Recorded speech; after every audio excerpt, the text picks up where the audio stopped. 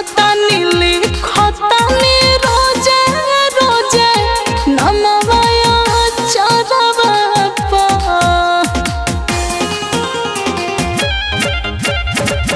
जी खतानी लिखतानी रोजे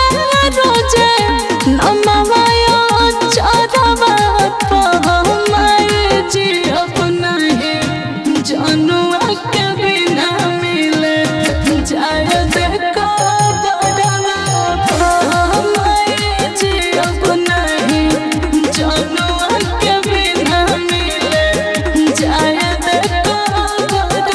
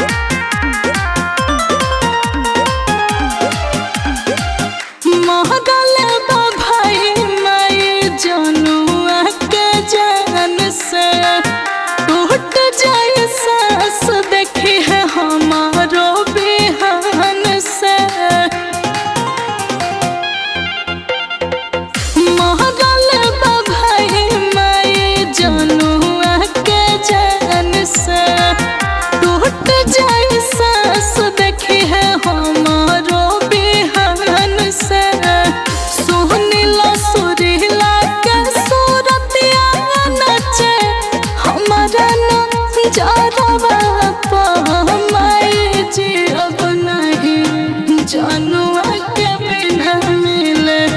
जाए